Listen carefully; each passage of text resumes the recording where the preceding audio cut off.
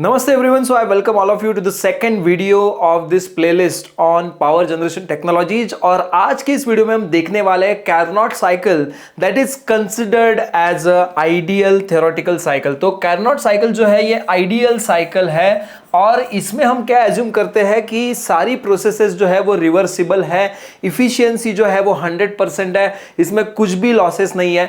But ये जो Carnot cycle है ये पूरा समझने से पहले we have to understand what is adiabatic process, what is isothermal, what is isentropic. So for that you have to watch this video till the end ताकि आपको Carnot साइकिल पूरा समझ में आ जाए। देखो, once you understand Carnot cycle we have to understand Rankine cycle on which the thermal power plant works and then we have to understand the actual Rankine cycle. So ये पूरा process जो है कंटिन्यूएशन में है, एक भी video आप miss नहीं करना है। और चैनल पे अगर नए हो तो चैनल को जरूर सब्सक्राइब कर लेना है। बहुत ही कम टाइम में सिंपल लैंग्वेज में आपको एक कंसेप्ट में एक्सप्लेन कर रहा हूं। ये देखो, एडियाबैटिक प्रोसेस मतलब होता क्या है? ये एक थर्मोडायनेमिक प्रोसेस है। क्या?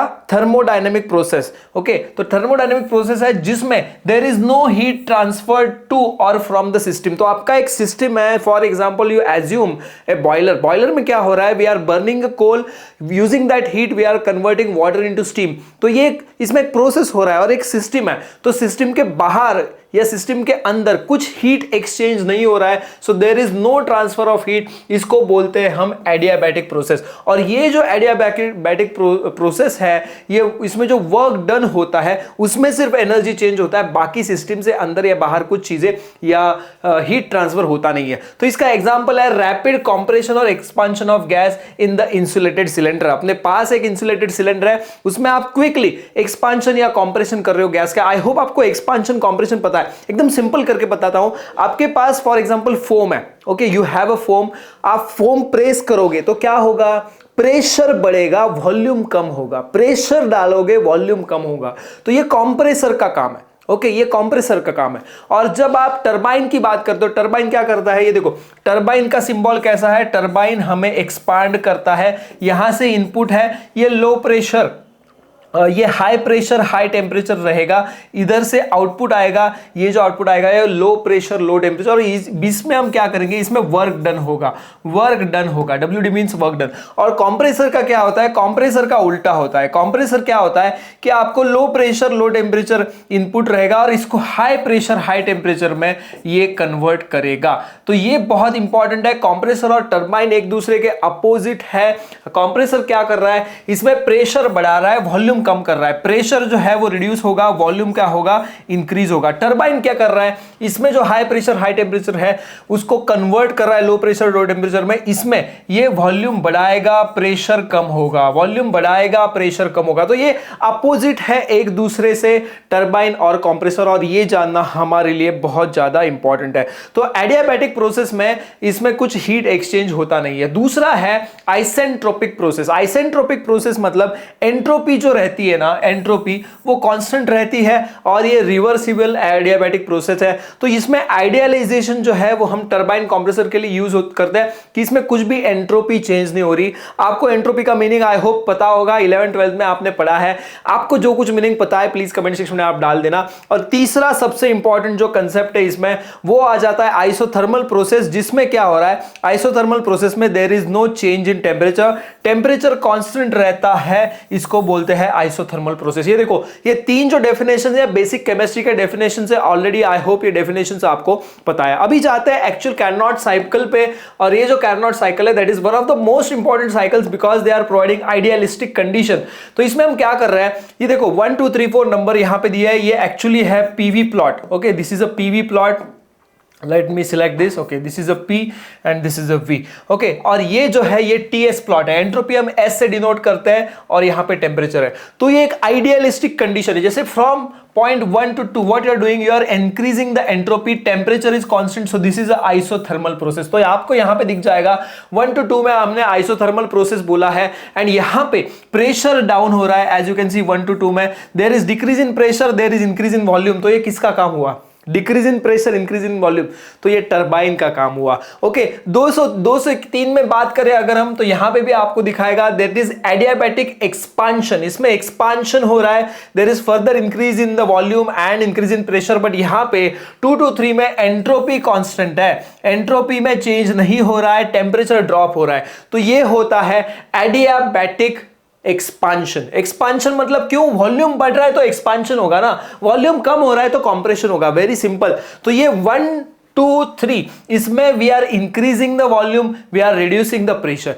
We are increasing the volume, we are reducing the pressure. And 1 to 2 में दैट इज आइसोथर्मल प्रोसेस, और 2 to 3 में it is, as you can see, it is isentropic process. Okay, तो यहां पे कुछ भी चेंज नहीं हो रहा है, इसको मैं आइसेंट्रोपिक बोल सकता हूं 2 to 3 में, बिकॉज यहां पे एंट्रोपी कांस्टेंट है, एंट्रोपी अगर फिक्स्ड है तो उसको हम बोलते हैं isentropic. And if you further go from 3 to 4, here again it is isothermal, this is isothermal.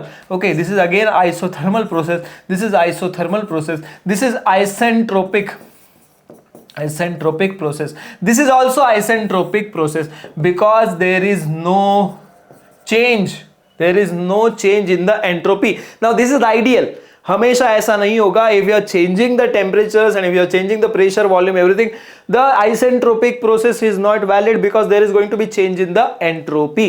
तो ये इसके लिए इसको ideal cycle बोलते हैं। Now if you see 3 to 4 अगर आप जा रहे हो, you are increasing the pressure and reducing the volume.